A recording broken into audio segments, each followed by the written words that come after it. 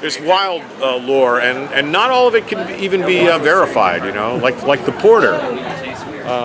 Oh, the porter story, yes. Yeah, and the porter. Nobody's really sure, but it was favored by the porters, the workers in the 18th century.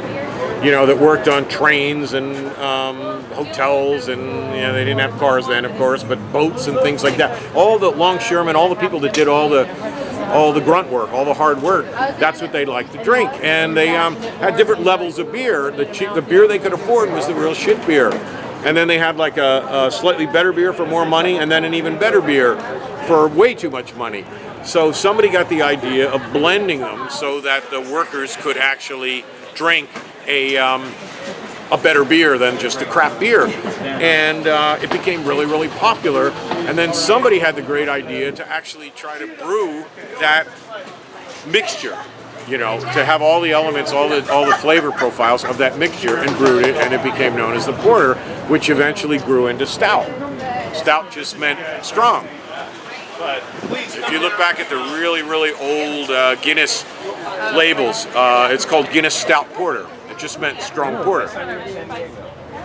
But then by the end of the 19th century, porter almost was gone. There was hardly anybody doing porter, even in the UK where it was invented essentially and took off. Although the Irish were doing it too. And then the Irish, then Guinness, Arthur Guinness started in 1759, somewhere in the I mean, he did all kinds of beers there, I guess, but not too long after he started doing the porter. And then they started making stronger porters, and it was called a stout porter.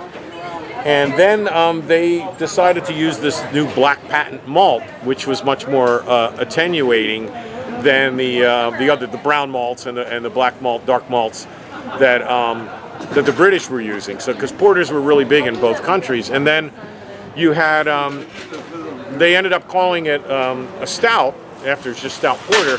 And it had the black patent malt, and it attenuated a lot, so it was really dry, and the alcohol was lower. Whereas the English didn't switch over to the black patent malt, so their stouts were much sweeter. You know, they had sort of like you know, then there was the milk stout and the oatmeal stout, but there was more sweetness to that. And then Guinness, all of Ireland followed Guinness's lead basically, and all the Irish stouts are the dry stouts, and the British stouts weren't, particularly because of the use of the malt. But the same thing happened in England too. The porters became stouts. Instead of being a stout porter or a best porter or whatever they had called it, it became a stout, which became a style, even though it originally just meant strong. And the same with Bock in German beers. Bock just means strong. It was originally just a strong beer. Then it became a style.